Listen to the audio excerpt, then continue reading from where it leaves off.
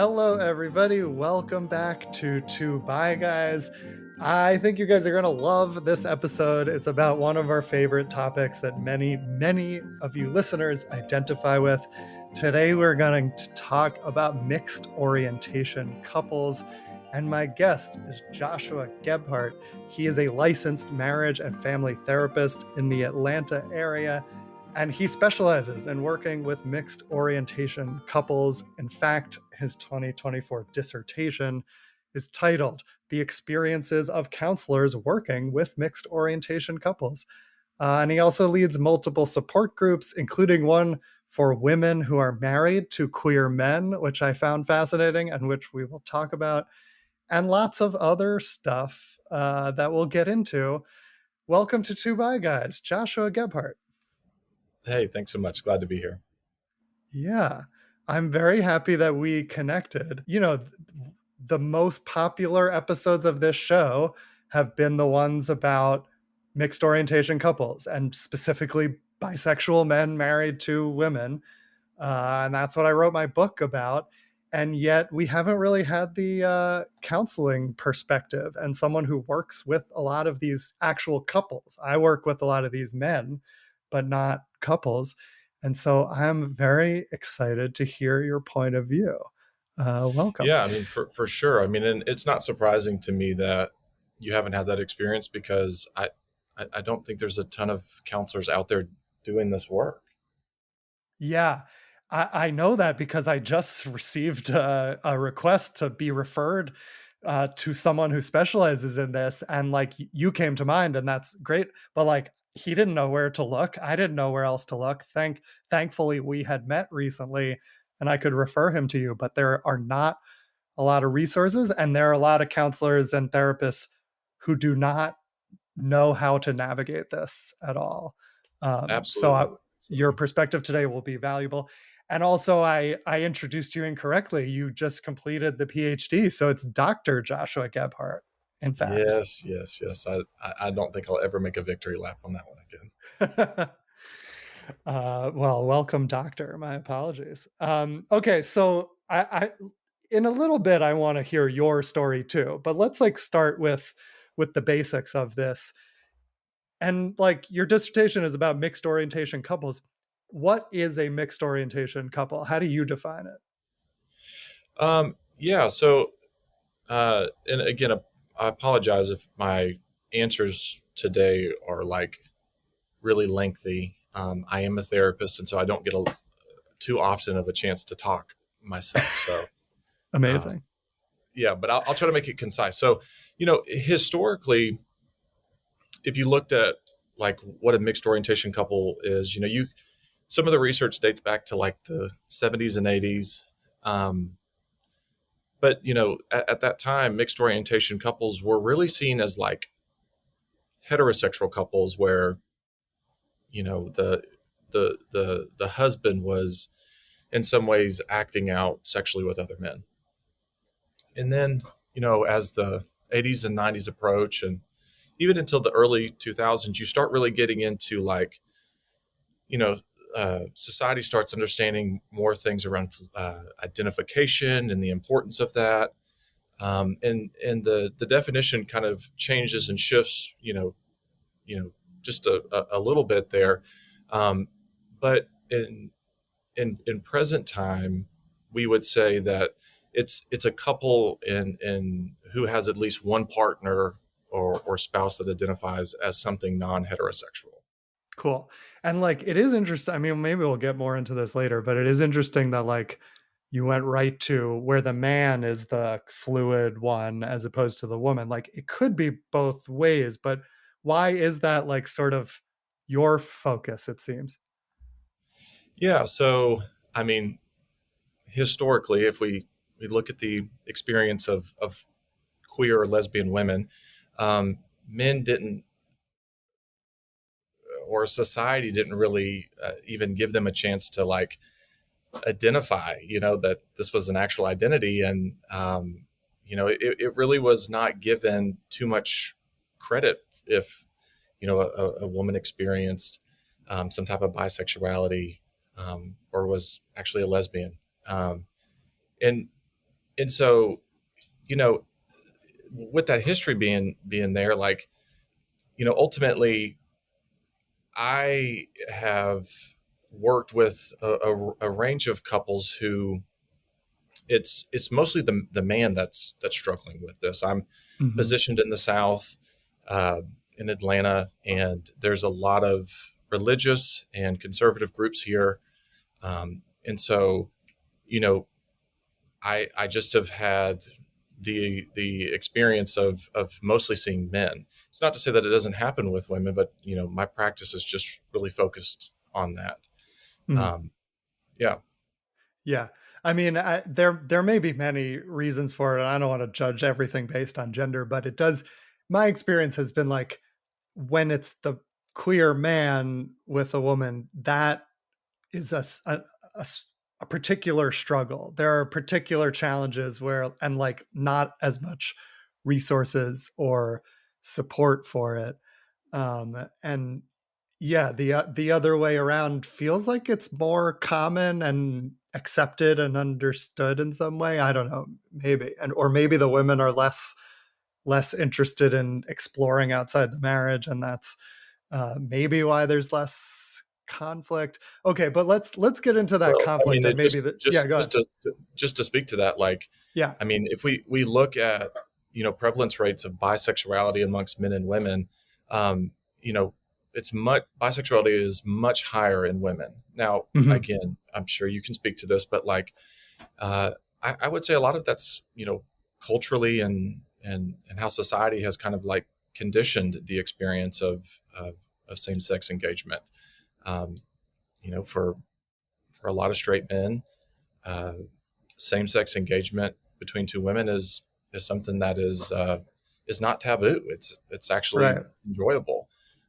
Whereas, you know, when two two men are engaging sexually, that's has a little bit more of a negative connotation culturally. Right. Right. If a wife comes to her husband and says, "I want to explore with another woman," it's just like this like we have this obvious natural reaction that is definitely culturally ingrained. That's like, oh, hot. But when it's the other way around, and a guy wants to be with other men outside his marriage, you can just almost feel the tension without even having to go any further than that. Um, Absolutely.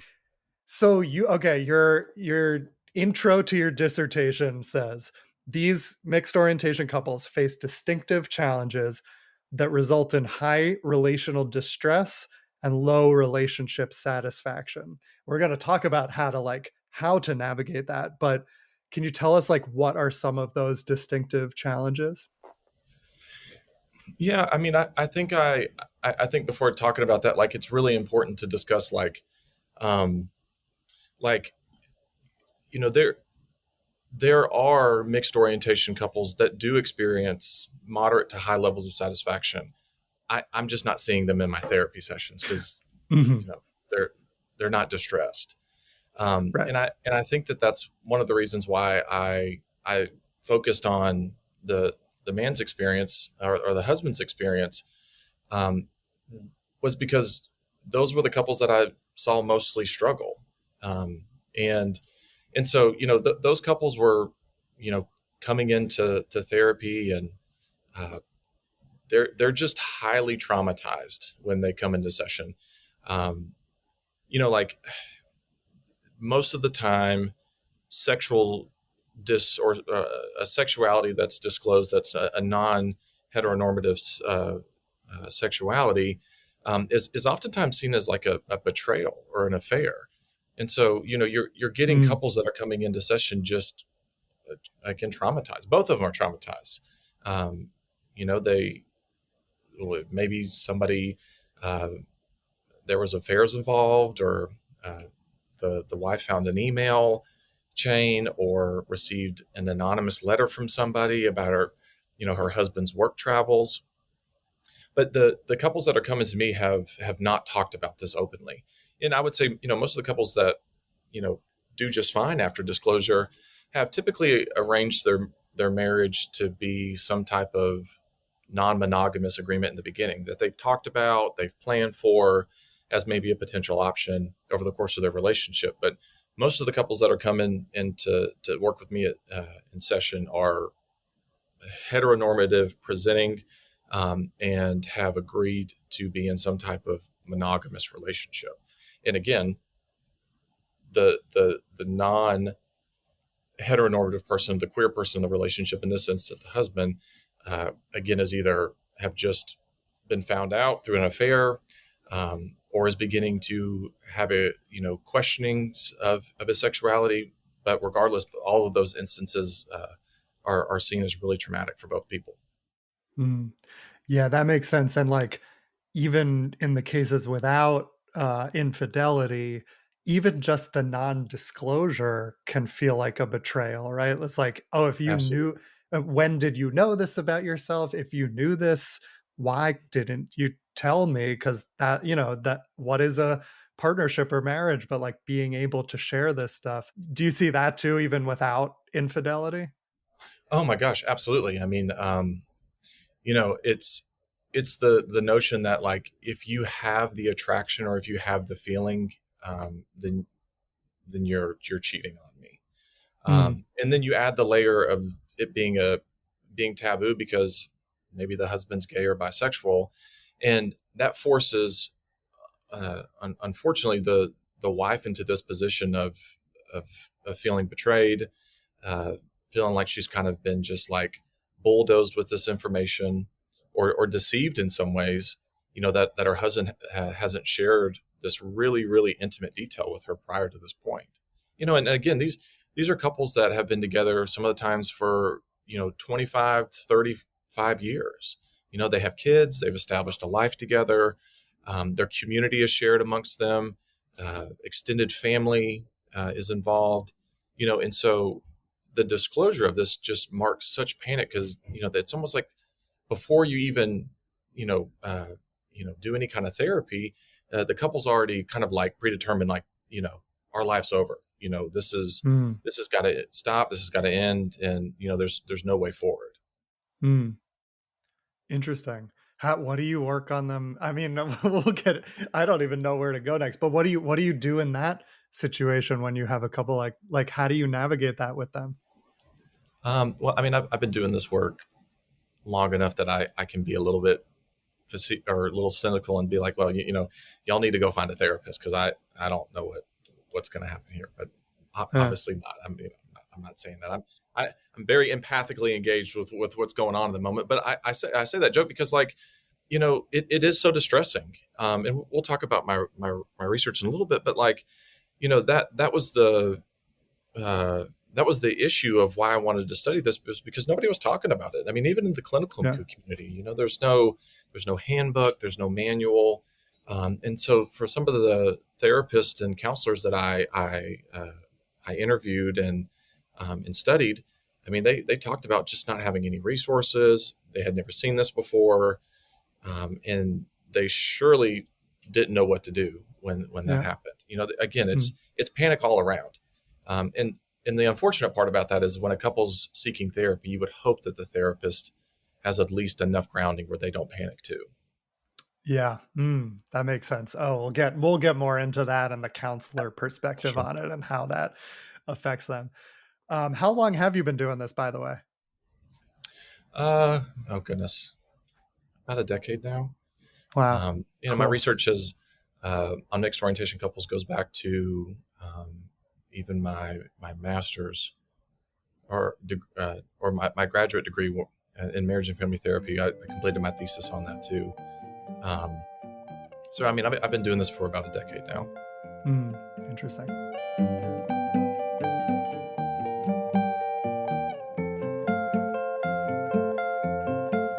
So you listed some of those challenges, like the disclosure of sexuality or of like what's been going on, the potential either extramarital affairs that have already happened, or the desire to explore this and open up marriages. There was another one in there that I thought was interesting, which is like sexual functioning being a concern. Can you talk about that? How what that looks like? Yeah, yeah, yeah. So I mean, again, this is generally speaking. These are these are couples that are presenting for therapy. These aren't couples that necessarily have prearranged poly relationships. These are heteronormative presenting couples. But those couples, when they present, or key characteristics of their relationship is, again, it's some type of low relationship satisfaction. They're having difficulties with sexuality or sexual functioning. Uh, there's likely, some type of difficulties with extramarital involvement. And unfortunately, these couples can tend to divorce really, really quickly once disclosure Mm, happens. mm. So those are kind of the common characteristics that you'll see in therapy. But more so than that, like, that's what we're working on. We're working on the aspect of the disclosure of sexuality. Uh, we're looking at how to navigate relationship boundaries, and we are looking at how the couple's going to function as a couple sexually. Why do you think that happens, that sexual functioning becomes an issue when this comes up? Yeah, because I just would say, like, the couples that I've seen struggle with the the understanding of what sex means in their relationship, not just simply because there's some type of, like, sexual preference differences, but, like, there is genuinely a new identity that's presenting itself in the relationship. And so it just creates and houses this whole new, like, world in some ways. And again, because you know sexual identity is so core and to who we are. I mean, both individuals are just really seeing this as a almost like an immovable object. Like, and you'll hear these couples say things like, you know he's either gay or he's not. Like, like, what's the answer here? Hmm. And counselors just go, they just panic. But again, it's because they are just so traumatized by the fact that, you know I'm not gay, or I'm not straight, and my husband's not straight.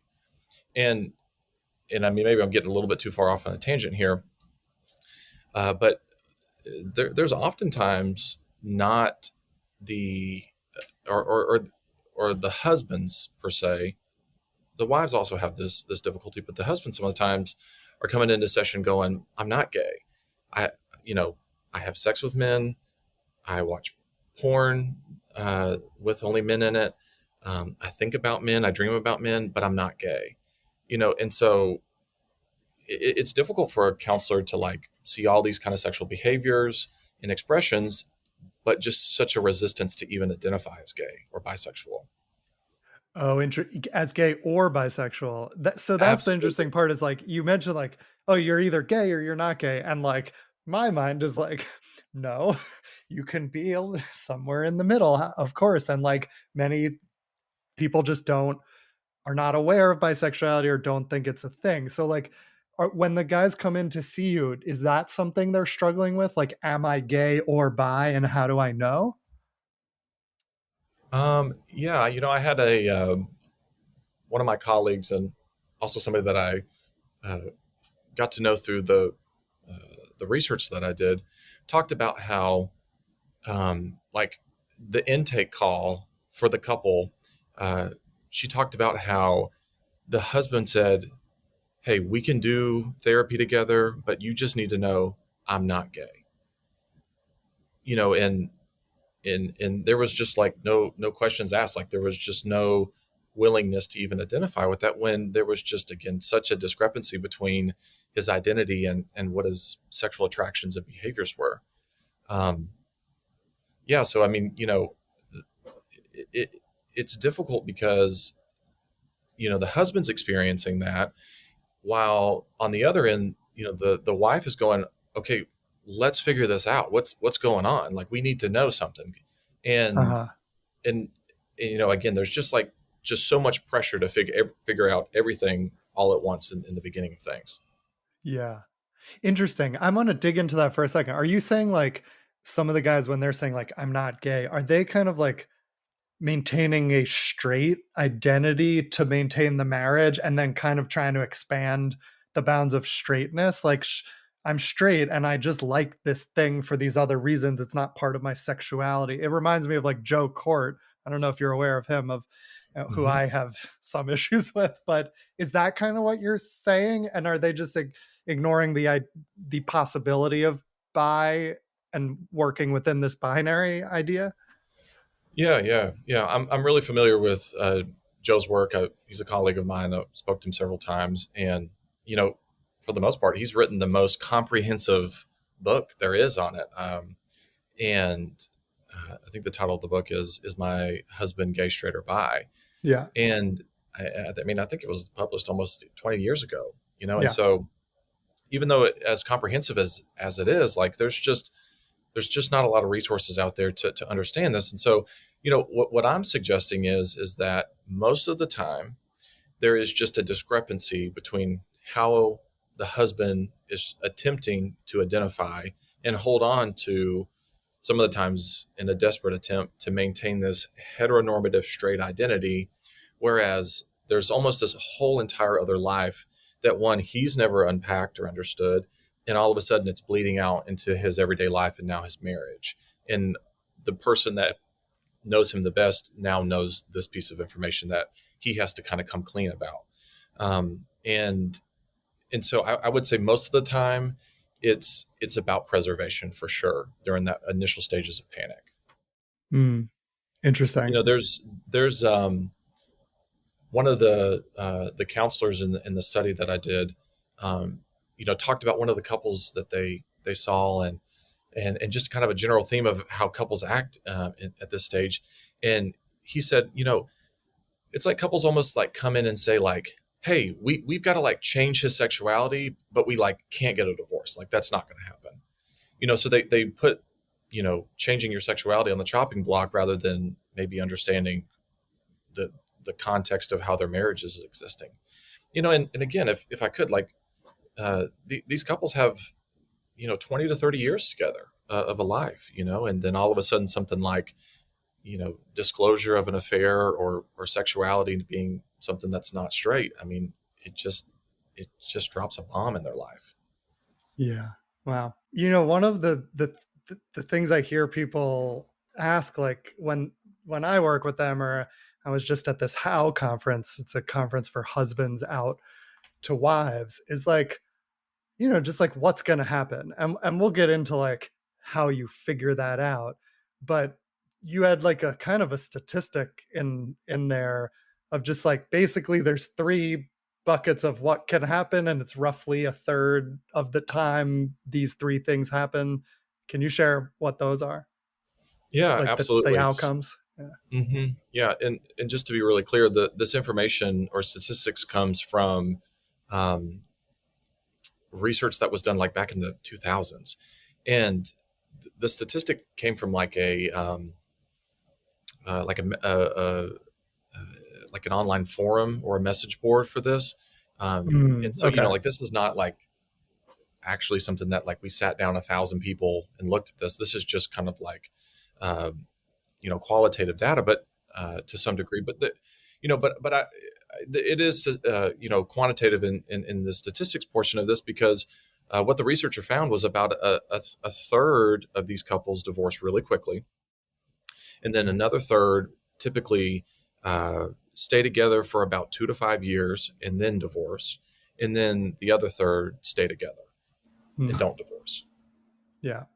Interesting. I like I wish we had amazing up-to-date data, like especially as this stuff is becoming more known and Hmm. understood. I really wonder what like the data is, but that's an interesting, at least one point of data, and kind of makes sense that, like, I mean, just of among people I've met and know and people at this How conference, that kind of feels right, that like about a third will navigate it and stay together, about a third will just, they're done when this happens. You do see that a decent amount, and then probably another third work on it and ultimately decide they're not meant to be together. And sometimes it's not even because of this, but sometimes this, what I've seen is like opening this door leads to a lot more authenticity and vulnerability and really communicating about tough things. And sometimes that can lead to like a realization that they don't want to be in this marriage for other reasons. Mhm. Or just like the fact that this is difficult to navigate. It's not the thing itself, but it's the meta communication that causes this realization. Um, Yeah, so I mean, that's a really interesting absolutely. group. Yeah. Yeah, for sure. And I mean, I think we're talking about all the negative parts of these relationships right now. And I mean, unfortunately, I mean, that's just what is, you know, faced for counselors working with these couples in therapy Yeah. sessions. But the one saving grace that came up for me was in in the statistics and in the data, these couples were reporting that they were seeking counsel. And so, when I was looking at this, I was like, okay, oh my gosh, like there's so much difficulties for these couples, but they are going to therapy, so, you know, what's happening in the therapy session? What's being done Mm. to work with these couples? Yeah. Okay. Perfect segue. That's what I want to get into. But just like to put, I'm glad you mentioned that because it often does feel like doom and gloom, especially when you like are in counseling or go to message boards for support or go to a support group. And it is important to remember that like those are the people posting on a message board are the ones struggling with it. And that's why they end up there. And there may be a whole bunch of people who navigate this really well because they communicate well and they love each other and like they're not seeking support. So how do we know they exist? And like I definitely have seen couples where they come out, maybe it's hard and they have to navigate this, but it opens up new pathways of communication. They get more intimate with each other because they're sharing themselves more deeply. And like it can be this amazing experience. So who knows how many of those are out there that are just not, we don't see it. Absolutely, absolutely. Yeah. I mean, well, yeah, we'll get into the more of that, but absolutely. Yeah. Cool.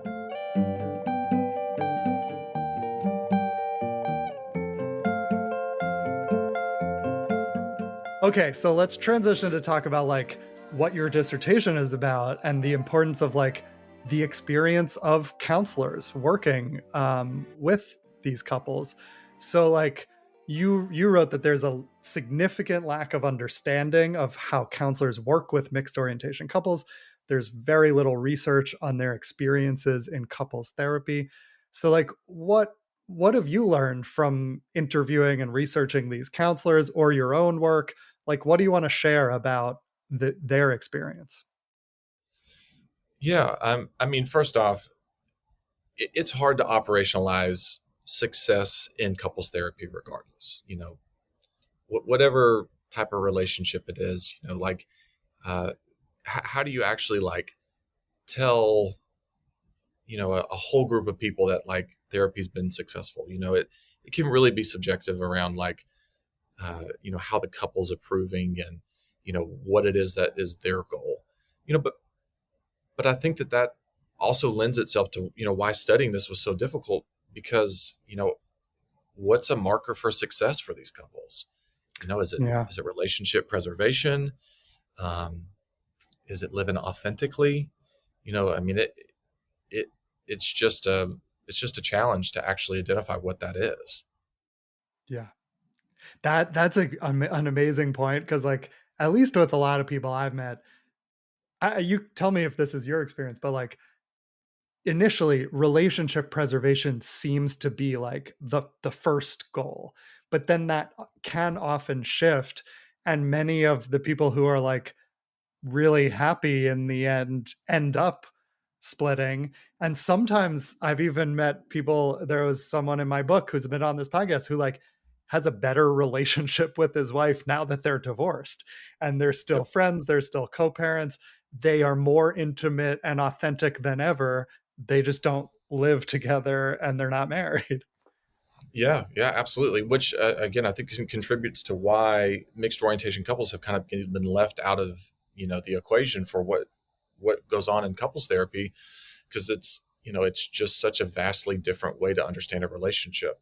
And so, and again, I'm excited to talk more about the dynamics and the forces that play into that. But you know, again, there wasn't a ton of research out there, um, and personally, because I was in a mixed orientation relationship um, at the time that me and my ex-wife sought therapy.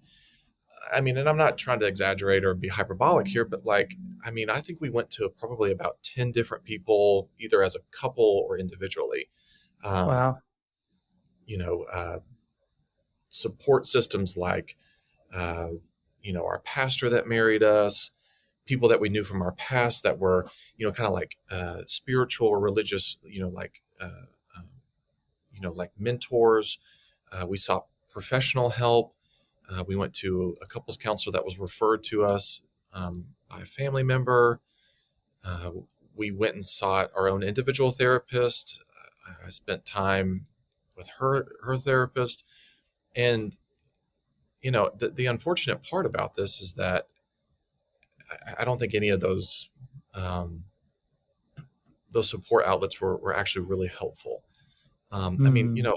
there was experiences during that time where I recall like speaking to religious leaders, and one person in particular said, "Hey, if you want your gayness to go away, like I can do that for you." And I had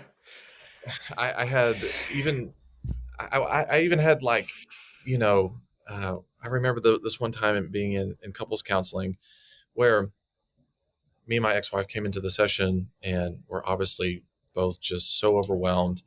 The counselor, I mean, his eyes are, huge. He doesn't know what to do. It's 15, 20 minutes into the session. He just said, "Hey, can I just speak to you individually?" Talking about me.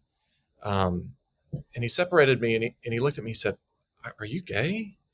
And I said, "I mean, I don't know." He said, "Because if you're gay, I really can't help you." And, we Wow. dialogued about that a little What? bit. And then he brought my ex-wife back in and he was like, "Well, it was good seeing y'all. We'll be in touch, and just send us on our way." And so it was instance like that time after again where, I mean, this is my own experience, but, I would have hoped that us seeking support during that time would have helped preserve um, our relationship in some way and it not be so conflictual. So, again, I read this in research, but it's also just something personally I dealt with. Wow. Yeah, I want to hear more about your whole story in a few minutes. That's insane to say. Like, if you're gay, I can't help you. Like, that. I mean, just the like, what is a counselor or a therapist if not like follow the Mhm. client's lead and navigate wherever they are and wherever they want to be? Like, that's that's crazy, and it's very judgmental to like assume that you know the what the goals are that you had or like and what that means even to be if you Mhm. were gay within that relationship. That's wild. Yeah, yeah, yeah, absolutely. I'm I rolling mean, my eyes and crossing my arms at that. but I mean, again, this is, this isn't like decades and decades ago. This is more of a recent experience for me, and so, I would have thought that there would have been much more education around this. I kind of, Yeah. because I grew up religious, I kind of assumed what I was going to hear in those religious settings, but for the professional community to say those things, it was upsetting. Yeah. I mean, Yeah. uh, one time we met as a couple with my ex-wife's individual counselor, and again, the same thing. Told my ex-wife, "Hey, can you just go sit out in the lobby and waiting room and let me talk to him?" And she just downloads and she's like, "Josh, I knew you were gay the first time I met you." Hmm. And here I am going through, just uncovering parts of my sexuality for the first time, and you know, I'm like, "Well, I mean, thanks for telling me. Like, I'm glad you know now." And so again, those kind of experiences were just they were harmful for me, and I think again it made it difficult for us to navigate that part of our relationship. Yeah, totally. That many people have told me that that response, like, "Oh yeah, I knew all along." It's just like not helpful. And it's even though it's like I mean, it's just kind of judgmental and brings up a lot. I can't believe I forgot to ask you this at the beginning, and we'll get into your story in a minute, but like, how do you identify your sexuality? um, I identify as queer. Um, Cool. you know, I think in most spaces I would share the term or identifier as gay, um, but queer feels most appropriate. Cool. Okay, we'll get more into it in a minute. You also mentioned like couples therapy versus individual therapy. What was your research focused on, and like how are the experiences of counselors different from those two modalities? Yeah, so I mean that was something that I had to operationalize and say, look, I really only want to work on studying counselors that have worked with a couple in therapy because individual counseling is very different. Um, and so couples therapy is is obviously going to include both both partners or both spouses, and some of the times, and this is a common thing to do, but um, a couples counselor will split up the couple and meet with them individually some of the times because some of the times you have to do that. And I would say like my experience of being split up in the session was not helpful. I'm like, why are y'all telling me all this? Like, why are we not talking to as a group about this? I'm trying to figure out this just as much as she is, and so um, you Hmm. know I would say that unfortunately some of the times though the reason why you need a combination of both is because generally the first part of a treatment is just education, like really getting to the understanding like what's going on in the relationship and how do we understand sexuality, because again there is just such a dissonance between understanding sexuality, one from a basis of like even if somebody's been in a relationship for over 10 years and they have they've never been with somebody of the same sex, and then all of a sudden they have one offhanded experience, and then their identity starts unraveling. And so even for somebody like that, a counselor is kind of tasked with the beginning of session to really kind of educate about sexuality. And you know this, that there's just so much nuance within the biology of sexuality that it can be difficult to understand uh, the full spectrum of sexuality, especially within only 45 minutes or an hour. But there are some things that we can kind of hang our hat on. And I take this from Joe Court's work, but he talks about this beach test. Um, and the beach test is just essentially like, if you're sitting on a beach, who are you typically looking at? Is it men or women? And it seems like such a simple test, but if you look at the biology behind that, like, uh, and again, there might be some new research or some of that argue with me about this, but like men are typically visually stimulated, and so you can typically see where a man's eyes go.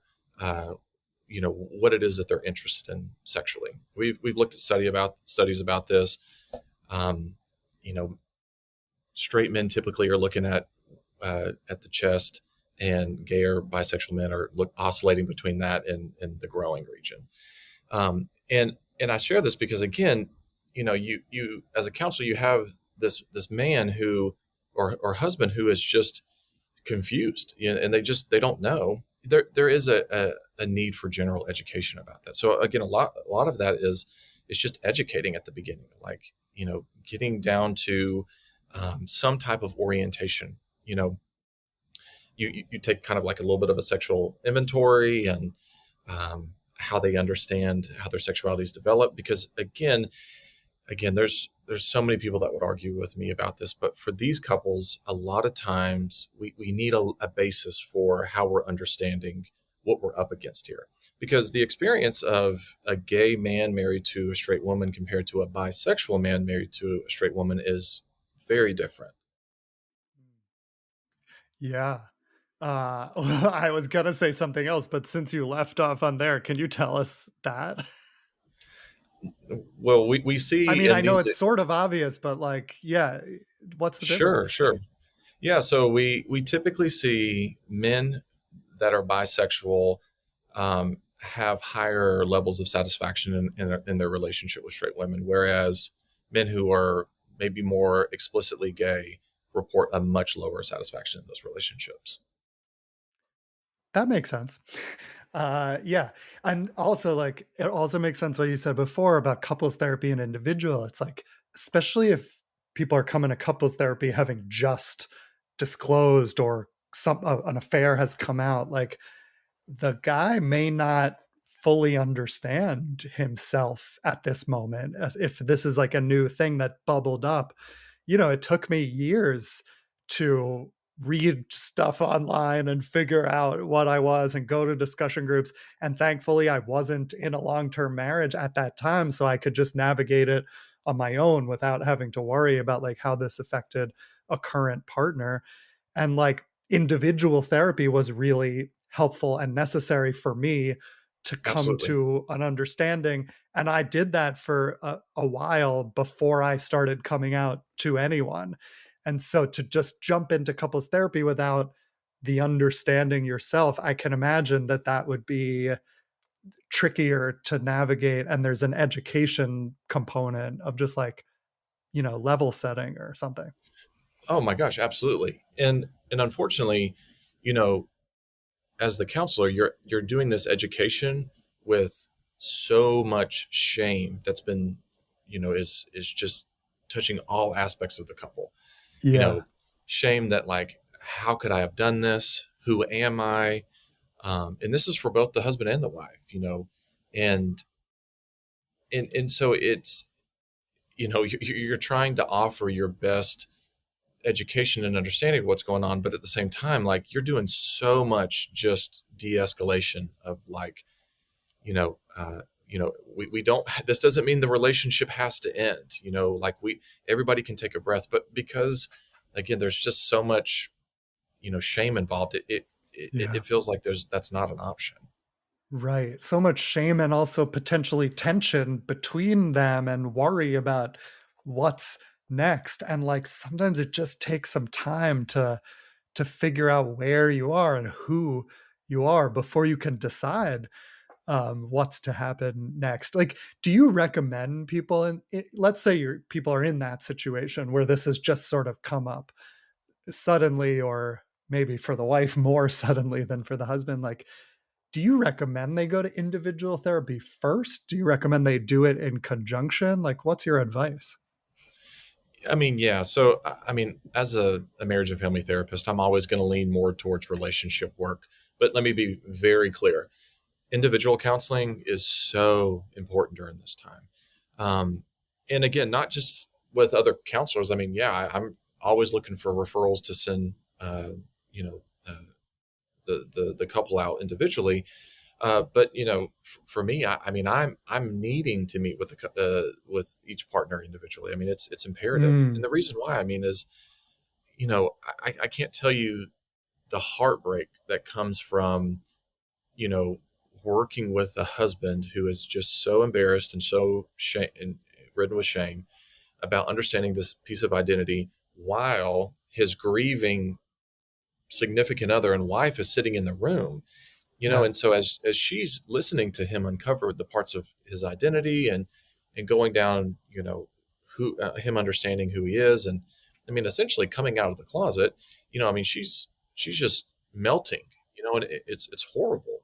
It's horrible to watch that process. And so as a yeah, counselor, you have to be really attuned to that. And if that reactivity is taking place, I mean I'm very quick to separate a couple and say, hey, mm, I'd like to maybe meet with y'all individually just for the next few sessions so we can get a couple things understood and we can kind of get on the same page. Because again, interesting. there's just such a tension behind, like we can't we can't be anything other than straight heteronormative. We have 3 kids. We go to church. Like we can't do anything else. Yeah, fascinating.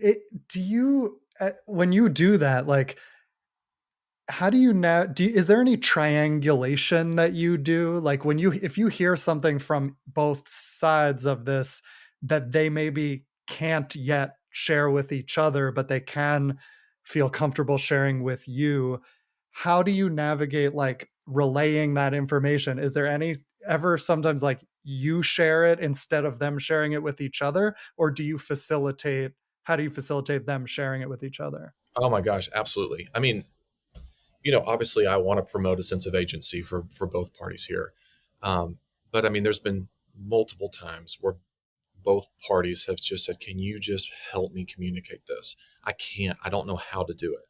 And so, of Mm, course, there's a lot of that going on.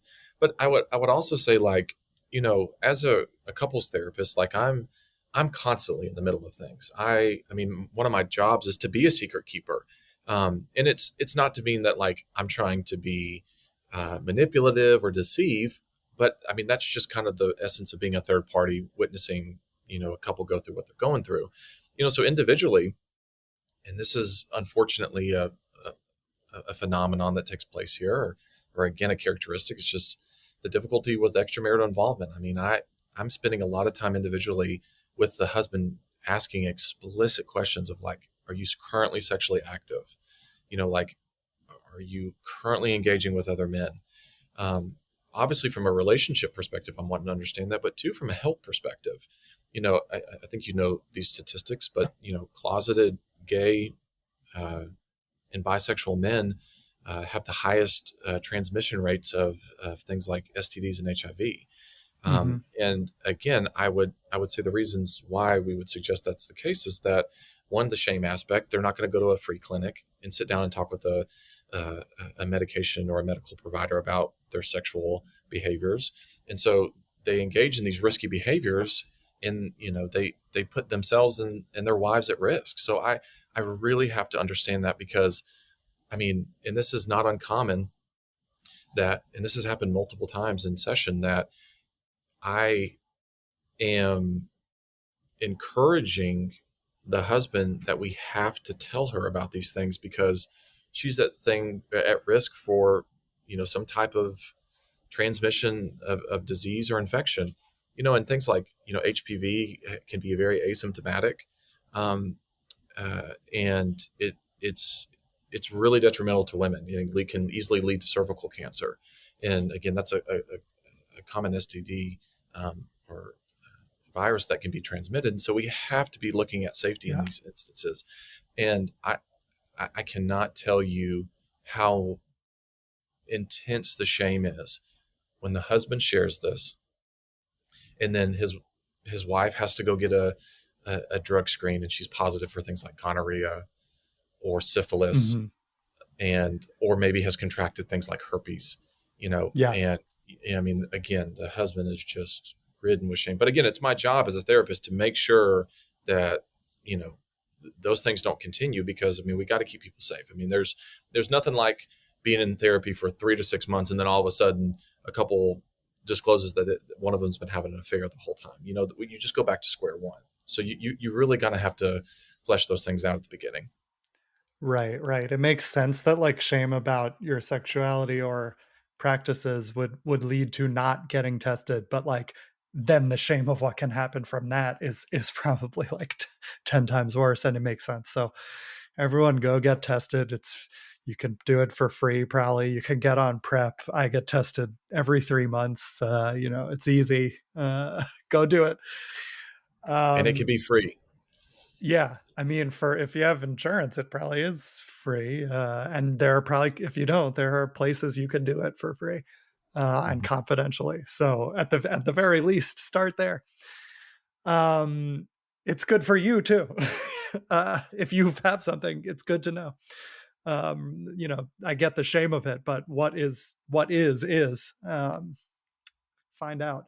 Okay, before we move on to you and your story, which I'm curious about, like is there anything else you want people to know about like the counseling experience, or is there anything you want counselors and therapists to know about if a client like comes in like this, or a couple comes in?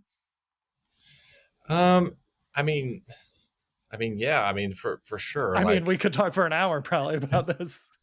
And if stuff comes up later, that's great. But yeah, what yeah, comes to mind? I mean, first off, I just would say like, uh, as a counselor, like, don't uh, don't work outside of your competencies. You know, we're ethically bound by that, and you know, mixed orientation couples are not like essentially a protected group, but in some essences, they're a minority, and so you should have some additional knowledge or education about what's going on here.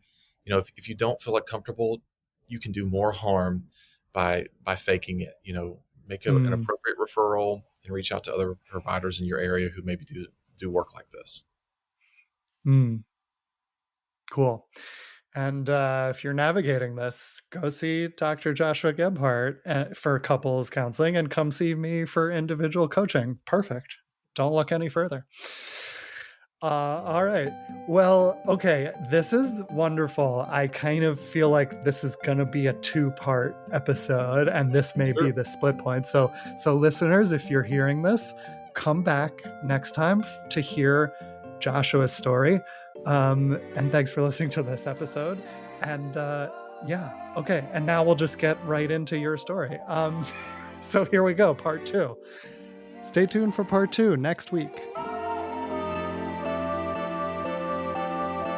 Two Bi Guys by One Bi Guy is produced and edited by me, Robert Brooks Cohen, and it was created by me and Alex Boyd. Our new logo art is by Caitlin Weinman. Our music is by Ross Mincer. To help support this podcast, visit patreon.com/Robert Brooks Cohen. You'll get full video episodes, early access, and bonus content. Visit robertbrookscohen.com to learn more about my coaching, my book, and my stand-up comedy. And thanks for listening to Two Bi Guys by One Bi Guy.